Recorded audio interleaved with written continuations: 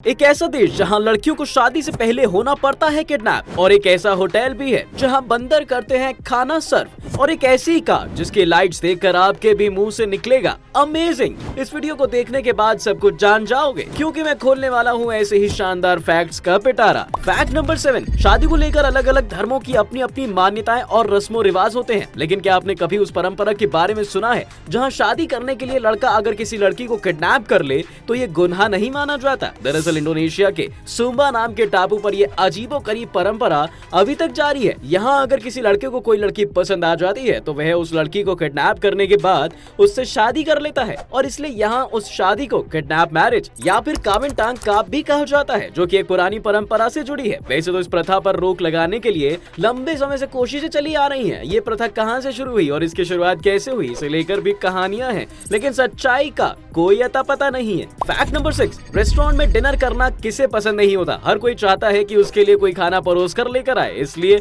लोग बड़े शौक से रेस्टोरेंट में वेटर को आवाज लगाकर बुलाते हैं। लेकिन अगर आपको पता चले कि जिस रेस्टोरेंट में आप डिनर कर रहे हैं वहाँ वेटर को इंसान नहीं बल्कि एक बंदर है, तो शायद आप वहाँ से भाग निकले। लेकिन जापान के ही कायाबुकिया तावेन रेस्टोरेंट में 12 साल का या चैन नाम का एक बंदर कस्टमर के लिए सर्विंग करता है, और आपको जानकर हैरानी होगी कि इस काम के लिए इस बंदर को सैलरी भी मिलती है। इस बंदर को सैलरी के रूप में भर भर के केले दिए जाते हैं। फैक्ट नंबर 5, दोस्तों अगर आपकी कार में ऐसी हेडलाइट्स लगा दी जाएं जो गाड़ी टर्न करते वक्त गाड़ी के स्टीयरिंग से कंट्रोल होती हो सकता है ये आपको बेहद ही कूल फीचर लगे। और आपको ये जानकर हैरानी होगी कि ऐसा ही एक्सपेरिमेंट फ्रांस 1967 में कर चुका है, जिसमें कुछ ऐसी ही कार्स को बनाकर तैयार किया गया था, जिसमें हेडलैम्प स्टीयरिंग के साथ मूव करता है, और जहां जहां राइडर गाड़ी को टर्न करता था वहां कार की लाइट्स भी मूव करती थी। लेकिन इस दौरान फ्रांस में गाड़ियों के इस फीचर से एक्सीडेंट रेट बढ़ गया था, जिसके बाद इसे हमेशा के लिए बंद कर दिया गया। वैसे मुझे ये फीचर काफी ज्यादा अमेजिंग लगा, आपको कैसा लगा हमें कमेंट्स में जरूर बताएं। फैक्ट नंबर 4, दोस्तों खेल तो आपने खूब खेले होंगे और खेलते वक्त आपके फेस पर स्माइल भी आई होगी,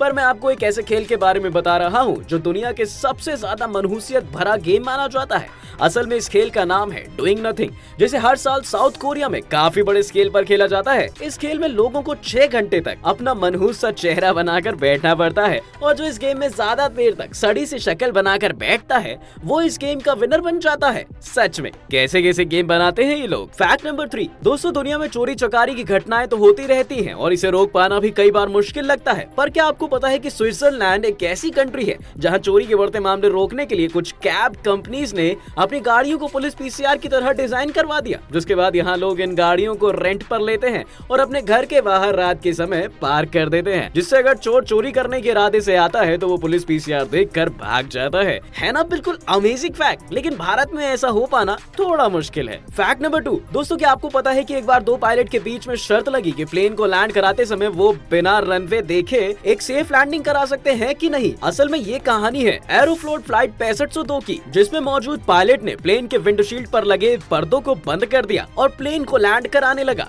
और उसके बाद जो हुआ वो बड़ा दर्दनाक था, क्योंकि प्लेन की क्रैश लैंडिंग हुई और प्लेन में सवार 65 यात्रियों की मौत भी हो गई। लेकिन इसमें चौंकाने वाली बात तो ये है कि जो इस पायलट ने इस लैंडिंग को अंजाम दिया वही इतनी खतरनाक लैंडिंग में बच गया। तो आप में अगर कोई पायलट है तो इस क्राइम से दूर रहे तो बेहतर है। फैक्ट नंबर 1, दोस्तों आपने गाड़ियों को धक्का लगाते हुए तो देखा होगा या लगाया भी होगा, लेकिन साल 2015 में मध्य प्रदेश के ग्वालियर शहर में चलने वाली नैरो गेज लोकल ट्रेन एक बार ओवर हीटिंग की वजह से शहर के बीचों बीच खराब हो गई, जिसके बाद ट्रेन यात्रियों ने खुद ट्रेन को धक्का लगाकर स्टार्ट किया, और ये रेलवे हिस्ट्री में पहली और अनोखी घटना थी।